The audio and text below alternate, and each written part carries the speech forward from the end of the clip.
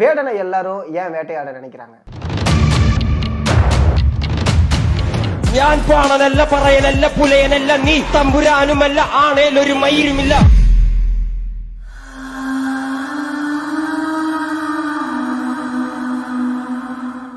அப்படி என்னதான் நடந்துகிட்டு இருக்கு? ஆக்சுவலா வேடனுடைய உண்மையான பெயர் என்ன அப்படிங்கிறத இந்த வீடியோவில் பார்க்கலாம். வேடனுடைய உண்மையான பெயர் ஹிரண்தாஸ் முரளி.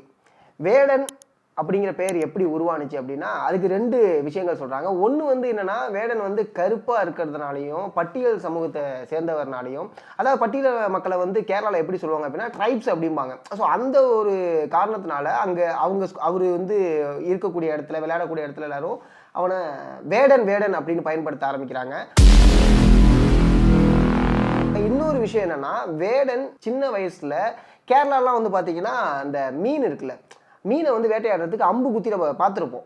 ஸோ அது மாரியான விஷயங்கள் பண்ணிட்டு இருக்கும்போது அங்கே அவரை வேடன்னு சொல்ல ஆரம்பிக்கிறாங்க. அந்த பேரை எல்லாரும் கூப்பிட ஆரம்பிக்க, ஓகே அப்போ நம்மளுடைய பெயர் இதுதான், இப்படி தான் நம்மளுக்கு மாறப்போகுது அப்படின்னு அந்த வேடனுங்கிற பெயர் உருவாகுது. வேடனை ஏன் எல்லாரும் தன்னுடைய வேடன் அப்படின்னு பார்க்குறாங்க? அதே சமயம் ஏன் வேடனை ஒரு சில அரசியல் காரணத்துக்காக ஒரு சில அரசியல் கட்சிகள் எதிர்க்குது?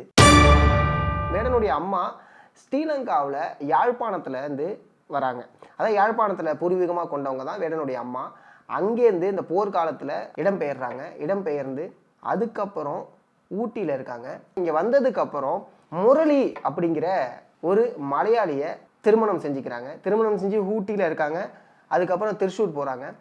திருச்சூரில் இவங்களோட வாழ்க்கை ரொம்பவே நல்லபடியாக போயிட்டுருக்கு. இந்த யாழ்ப்பாணம் அப்படிங்கிற ஒரு விஷயம் இருக்குல்ல, நம்ம எல்லாருக்குமே தெரிஞ்சிருக்கும். அங்கே தமிழீழம் எப்படி இருந்துச்சு, அந்த காலம் போர்க்காலமாக இருக்கும்போது எத்தனை வழிகள் அவங்க தாங்கியிருப்பாங்க அப்படிங்கிறத நம்மளுக்கு தெரிஞ்சிருக்கும். வேடன் வந்து எப்பயிலேருந்து இந்த ரேப்பில் வந்து இன்ட்ரெஸ்ட் ஆகுறாரு அப்படிங்கிறத நம்ம தெரிஞ்சுக்கணும். நிறைய தமிழ் ரேப்பர்ஸ் இருக்காங்களே, நம்ம 90s பார்த்துருப்போம். தமிழ் ரேப்பர்ஸ் வந்து மோஸ்ட்லி நம்மளுக்கு யோகி பியை தெரியும். ஸோ அவருடைய பாடல்கள் வழியாக ஈர்க்கப்படுறாரு. தமிழ் பாடல்களை மலையாள வரிகளுக்கு மாற்றி பாட்டு பாடுறாரு. இது மாதிரியான விஷயங்கள்லாம் பண்ணுறாரு.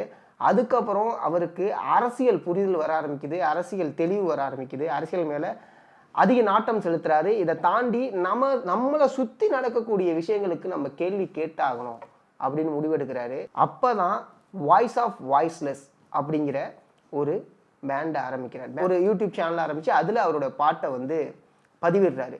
வாய்ஸ் ஆஃப் வாய்ஸ்லெஸ் அப்படிங்கும் போதே உங்களுக்கு தெரிஞ்சிருக்கும், குரல் அற்றவர்களின் குரல். அந்த பாட்டு எல்லாரும் கேட்குறாங்க, யாருப்பா இந்த பையன், ஒரு மாதிரி வெடிக்கிறான், அவனோட வார்த்தைகள்லாம் ரொம்ப அழுத்தமாக இருக்குது, ஆழமான அரசியலை பேசுது அப்படிங்கிற மாதிரியான ஒரு பார்வை எழும்புது. அங்கே கேரளாவில் இருக்கக்கூடிய யங்ஸ்டர்ஸுக்கு தெரியறதெல்லாம் தாண்டி உலகத்தில் இருக்க எல்லாருமே அவரை பார்க்க ஆரம்பிக்கிறாங்க. அடுத்து வேடன் பாடல்களை வெளியிடுறாரு. அப்போ சினிமாவுடைய வாய்ப்புகள் வருது. சினிமாவிலையும் சில பாடல்கள் பாடிக்கிட்டு இருக்காரு. இந்த காலகட்டத்தில் தான் வந்து கேரளாவில் இருக்கக்கூடிய ஒரு பர்சன் வேடன் மேலே ஒரு குற்றச்சாட்டை வைக்கிறாங்க. அது எப்படி வைக்கிறாங்க அப்படின்னா, வேடன் வந்து இங்கே சனாதானத்துக்கு எதிராக பேசுகிறாரு, அவர் வந்து இங்கே இருக்கக்கூடிய அரசையை கேள்வி கேட்குறாரு, அதாவது இந்திய அரசையை கேள்வி கேட்குறாரு, இந்தியாவில் ஆட்சி செய்யக்கூடிய அரசியல் கட்சியை கேள்வி கேட்குறாரு, அதாவது என்ன கட்சின்னு உங்களுக்கு தெரிஞ்சிருக்கும். ஸோ அந்த கட்சியை கேள்வி கேட்குறாரு அப்படின்னு சொல்லிட்டு ஒரு குற்றச்சாட்டை முன்வைக்கிறாங்க. இதையெல்லாம் தாண்டி அவர் வந்து சட்டம் போடாமல் பாடுறாரு, இது வந்து நம்மளுடைய கலாச்சாரத்துக்கு எதிராகிடும் அப்படிங்கிறாங்க. அப்போனா அவங்க என்ன இதில் இருக்காங்க நம்மளுக்கு தெரியல. சட்டம் போடாமல் பாடுறதுல ஒரு குத்தமா அப்படிங்கிற மாரி தான் இருக்குது. ஃபைன். இதை தாண்டி இன்னொரு முக்கியமான ஒரு விஷயம் ஒன்று பேசுகிறாங்க. என்ன அப்படின்னா, ரேப்பருக்கும் எஸ்சி எஸ்டிக்கும் என்ன சம்மந்தம், நீங்கள் எப்படி ரேப் பாடுறீங்க அப்படின்னு கேட்குறாங்க. எனக்கு புரியல. ஃபர்ஸ்ட் ஆஃப் ஆல், முதல்ல இசைக்கு, ஆர்ட் ஃபார்முக்கு எந்த ஜாதியும் கிடையாது, எந்த மொழியும் கிடையாது, எந்த இனமும் கிடையாது. ஸோ இந்த விஷயத்தை நம்ம புரிஞ்சுக்கணும். இதெல்லாம் தாண்டி ரேப் அப்படிங்கிறத பரவலாக நம்ம எப்படி பார்க்க முடியும் அப்படின்னா, வலியோடைய குரலாக தான் ரேப்பை பார்க்க முடியும். ஒரு ரேப்பர் ஒரு ரேப் பாடுறான் அப்படின்னா அவன் வாழ்க்கையில் பார்த்த, கடந்த, கேட்ட ஒரு வழியை தான் ரேப்பாக பாடுவான். ஸோ அப்படி தான் நம்ம பரவலாக ரேப்பை வந்து பார்த்துட்ருப்போம். வேடன் அப்படிப்பட்ட ரேப்பை தான் பாடுறாரு. ஏன்னா அவருடைய வரிகளில் அவ்வளவு ஆழமான ஒரு அரசியலை பேசிகிட்டு இருக்கு. ஸோ இந்த மாதிரியான கேள்விகள்லாம் கேட்கும்போதே நம்மளுக்கு தெரிஞ்சிருக்கும் அவங்க யார், அவங்க என்ன மாதிரி சமூகத்தை சார்ந்தவங்க அப்படின்னு சொல்லிட்டு.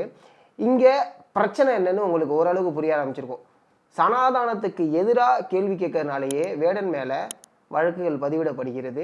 ஏப்ரல் 28 வேடனை அரெஸ்ட் பண்ணுறாங்க. என்ன அரெஸ்ட் பண்ணுறாங்க அப்படின்னா, வேடன் வந்து ட்ரக் யூஸ் பண்ணுறாங்க அப்படின்னு சொல்லிட்டு கேரளாவில் இருக்கக்கூடிய போதை தடுப்பு சட்ட அதிகாரிகள் போயிட்டு அரெஸ்ட் பண்ணுறாங்க. அரெஸ்ட் பண்ணும்போது அந்த கேஸ் பெருசாக ஸ்ட்ராங்காக இல்லை அப்படிங்கன்னு தெரிஞ்ச உடனே அடுத்து வனத்துறை அதிகாரிகள் உள்ளே வராங்க. உள்ளே வந்து புலிப்புல் நீங்கள் போட்டிருக்கீங்க, இது வந்து தேச விரோதம் அப்படிங்கிற மாதிரியான ஒரு விஷயங்களை சொல்கிறாங்க. ஆனால் அதே இடத்துல வேடன் சொல்லக்கூடியது என்ன அப்படின்னா, இது எனக்கு கிஃப்டாக வந்தது, இது உண்மையான புலிப்பல்லுன்னு கூட எனக்கு தெரியாது.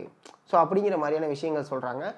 எல்லாம் முடிஞ்சு ஓகே, பையனை லைட்டாக ஆட்டி விட்டாச்சு, இதுக்கப்புறம் பையன் பெருசாக சீண்ட மாட்டான், விட்டுருவோம் அப்படின்னு சொல்லிட்டு திரும்பி அங்கேருந்து வெயிலில் வராரு. வந்தப்போ தான் இருங்க பாய் மொமெண்ட் அப்படின்னு சொல்லிட்டு இருங்க பாய் அப்படின்னு சொல்லிட்டு ஸ்டேஜில் ஏற ஆரம்பிக்கிறாரு. திரும்பி டேய் நான்லாம் இதுக்கு அடங்க மாட்டேன். இதை ஏன் நான் சொல்ல வரேன் அப்படின்னா, வேடனுடைய நெஞ்சில் இந்த இடத்துல வந்து ஆ அப்படின்னு தமிழ் எழுத்தில் எழுதியிருப்பாரு. ஒரு இன்டர்வியூவில் வந்து கேட்பாங்க, ஆ போட்டிருக்கீங்க என்ன அர்த்தம் அப்படின்னு சொல்லிட்டு. அம்மா, அப்பா, அன்பு, அறிவு, அழகு, அரசியல், அஞ்சாமை அப்படின்னு சொல்லியிருப்பாரு. இதுலேயே நம்மளுக்கு தெரிஞ்சிருக்கோம் வேடன் எந்த அளவுக்கு இந்த உலகத்தில் இருக்கக்கூடிய அரசியலை உள்நோக்கி பார்க்குறாரு அப்படின்னு சொல்லிட்டு. அவர் சனாதானத்துக்கு எதிராக மட்டும்தான் பேசினாரான்னு கேட்டால் கிடையாது. இங்கே நிற வேற்றுமைன்னு ஒன்று இருக்கும் தெரியுமா, அதுக்கு எதிராக, அது வெளிநாட்டில் தாங்க இருக்குது, இங்கேயும் இருக்குது அப்படிங்கிறதுனால அதை பற்றியும் பேசியிருக்காரு. காடை அழிக்கிறத பற்றி பாடியிருக்காரு. மதத்தை பற்றி பாடியிருக்காரு. ஓவராலாக ஒரே விஷயம், அதாவது ஒரு லைன் ஒன்று வரும், நான் பானனல்ல பறையனல்ல நீ தம்பூரானும் அல்ல அப்படின்னா, நான் கீழேயும் இல்லை நீ மேலேயும் இல்லை அப்படிங்கிற மாதிரி சொல்லியிருப்பாரு. இதை நம்ம ஒரே விஷயம் தான், அவர் சொல்லக்கூடிய விஷயங்கள் என்ன அப்படின்னா, ஒரு கம்யூனிஸ்ட தத்துவமாக எடுத்து பார்த்தீங்கன்னா ஓகே அதுவும் இருக்குது. ஆனால் இவர் எந்த கட்சியை சார்ந்தவர் அப்படிங்கிற கேள்வி கேட்டால் அவர் ரொம்ப சிம்பிளாக சொல்கிறார், நான் எந்த தரப்பையும் சார்ந்தவன் அல்ல, நான் எல்லாரும் சமம் என்று நினைக்கக்கூடியவன் அப்படிங்கிறத முன்னெடுத்து ஒரு பாடல்லையுமே சொல்லிகிட்டு இருப்பார். அவங்க அம்மாவை பற்றியுமே ஒரு பாடலில் பாடியிருக்காரு. அந்த பாட்டில் இருக்கக்கூடிய வரிகளுமே வந்து பார்த்திங்கன்னா ரொம்ப அழுத்தமாக இருக்கும். இலங்கையிலிருந்து வந்த என் தாய், அவளுக்கு பிறந்தது ஒரு தீ அப்படின்னு சொல்லிட்டு வேடன் வந்து தன்னை தீயாக காமிப்பார். அதெல்லாம் தாண்டி முக்கியமான ஒரு விஷயம், வேடன் அவருடைய அந்த ஃபாண்ட்லேயே வந்து பார்த்திங்கன்னா அவர் வளர்த்த நாயை வச்சுருப்பார். இதையுமே ஒரு பாட்டில் குறிப்பிடுவார். என்னென்னா, டேய் நீங்கள்லாம் நம்பன்னு பாருங்கடா, நான் மேலே நீ கீழேன்னு பார்த்துக்கிட்டே இருந்த அப்படின்னா நீ ராஜாவாக இருந்தாலே நீ ஒரு பெரிய ஆளு கிடையாதான்ட்டார் அவர். அவருடைய பாடலில் இந்த வரிகள் இருக்கும். வாய்ஸ் ஆஃப் வாய்ஸ்லெஸ்ங்கிற பாட்டு எடுத்து பார்த்தீங்கன்னா இந்த லைன் வந்து அது அழுத்தமாகவே சொல்லியிருப்பார். அதெல்லாம் தாண்டி கண்ணுக்கே தெரியாத சாதியை ஏன்டா வச்சுக்கிட்டு நீங்கள் இப்படி கொண்டாடுறீங்க அப்படிங்கிற ஒரு கேள்வியுமே அவர் கேட்டிருப்பார்.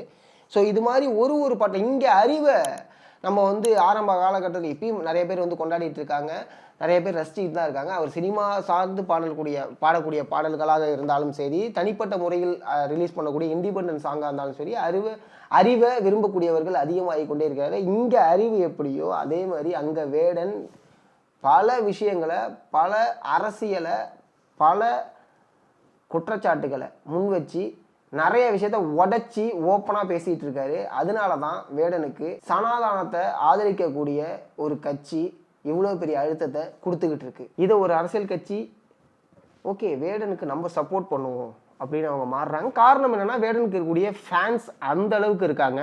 ஒரு நிகழ்ச்சியில் வந்து எல்லாம் கத்துறாங்க, வேடன் எங்க, வேடனை காணும் சொல்லிட்டு அந்த இடமே ஒரு கலவரமாக மாறக்கூடிய அளவுக்கு அந்த நிகழ்ச்சி நடைபெறுது. ஒரு நிகழ்ச்சிக்கு வேடன் வராரு, ஒரு விருது வழங்கும் விழாவுக்கு வராரு. அப்போ ஸ்டேஜில் ஏறும்போது இங்கே வேடனை பற்றி யாருக்கும் தெரியல. ஆக்சுவலாக அந்த இடத்துல சொல்கிறாங்க தெரிஞ்சுப்பீங்க அப்படின்னு வேடன் சொல்கிறாரு. ஆனால் அப்போவே அவர் கேரளாவில் ஃபேமஸ், பட் ஆனால் இங்கே யாருக்கும் பெருசாக தெரியவில்லை. தெரிஞ்சுப்பீங்க அப்படின்னு சொன்னார். இப்போ அவரை பற்றி பல பேர் தெரிஞ்சிகிட்டு இருப்பாங்க. ஏன் இந்த வீடியோவை பார்த்துட்டு இருக்க நீங்கள் கூட வேடனை பற்றின பாடல்களை தேடி போகிறதுக்கான வாய்ப்புகள் அதிகம். காரணம், அந்த பாடலில் இருக்கக்கூடிய அரசியல் அவ்வளவு ஆழமானது. இந்த வீடியோவில் ஓவராலாக உங்களுக்கு ஒரு விஷயம் புரிஞ்சிருக்கும், நம்ம என்ன பண்ணிக்கிட்டு இருக்கோம், நம்ம யாருக்கு சப்போர்ட் பண்ணிட்டு இருக்கோம். ஏன்னா நிறைய ரேப் சிங்கர்ஸ் வராங்க, நிறைய சிங்கர்ஸ் வராங்க, வேடன் மாதிரியான ஆட்கள் அத்தி பூக்கிற மாதிரி. ஸோ அதனால தான் முக்கியமான ஒரு விஷயத்தை நம்ம இங்கே பேசி ஆகணும். இங்கே நம்ம அரசியல் பேசினா நம்மளை கேள்வி கேட்பாங்க, நம்ம அரசியல் பேசக்கூடாதா அப்படிங்கிற ஒரு விஷயம் இங்கே எல்லாருக்கும் தோண ஆரம்பிச்சிருக்கும். ஏன்னா அரசியல் பேசி அடக்குமுறைக்கு எதிராக பேசின, சாதியத்துக்கு எதிராக பேசின, மதத்துக்கு எதிராக, அதாவது இந்த மாதிரியான அனைத்து விஷயத்துக்கும் எதிராக பேசின வேடனை இப்போ வேட்டையாடுறதுக்கு ஒரு அரசியல் கட்சி காத்துக்கிட்டு இருக்கு. இதில் யார் சரி தப்பு. இன்னொரு விஷயம் சொன்னாங்க, வேடன் மேலே ஆல்ரெடி ஒரு மீ2 ஆக்ட் இருக்குது, 2001 அவர் மேலே வந்து அரஸ்மெண்ட் கேஸ் இருக்குது அப்படிங்கிற விஷயம். ஓகே ஃபைன், நான் வந்து அவர் வந்து முழுமையாக, அதாவது நம்மளுக்கு பிடிச்சிருக்கு, நம்ம பார்க்குறோம், அவர் ரொம்ப நல்லவர் அப்படின்னு நான் இங்கே பேச வரல. ஆனால் வேடன் மேலே இப்போ திணிக்கப்படக்கூடிய ஒரு குற்றச்சாட்டு எதை சார்ந்து இருக்குது அப்படிங்கிறத தான் நம்ம எல்லாருமே பார்க்கணும். வி ஸ்டாண்ட் வித் வேடன் அப்படிங்கிறத எல்லாருமே சொல்லிட்டு இருக்கிறதுக்கான காரணம் என்னங்கிறது இப்போ உங்களுக்கு புரிஞ்சிருக்கும். எதனால வேடன் வேட்டையாடப்படுகிறார், எந்த அரசியல் கட்சி வேடனை எதிர்க்குது, எந்த அரசியல் கட்சி வேடனை சப்போர்ட் பண்ணுது அப்படிங்கிறத உங்களுக்கு இந்த வீடியோ பார்க்கும்போது தெரிஞ்சிருக்கும். இது கேரளாவை சார்ந்த ஒரு பிரச்சனைன்னு நீங்கள் நினச்சிங்கன்னா அதுதான் கிடையாது. இது ஒட்டுமொத்த சமூகத்தை, ஒட்டுமொத்த இந்தியாவை சார்ந்த ஒரு பிரச்சனை. ஒருத்தவங்க கேள்வி கேட்டால் இப்படி தான் அடிப்பாங்களா அப்படிங்கிற ஒரு கேள்வி இங்கே நமக்குள்ளே எழும்ப ஆரம்பிக்கணும். ஒரு சில பேருக்கு எழும்ப ஆரம்பிச்சிருச்சுன்னு நினைக்கிறேன். வேடனுக்கு சப்போர்ட் பண்ணுறோமா இல்லையா அப்படிங்கிறத நான் இங்கே பேச வரல. என்ன நடக்குது அப்படிங்கிறத உங்ககிட்ட முன்னாடி சொல்லணும்னு நினச்சேன். அதை சொல்லியிருக்கேன்னு நம்புகிறேன். நன்றி.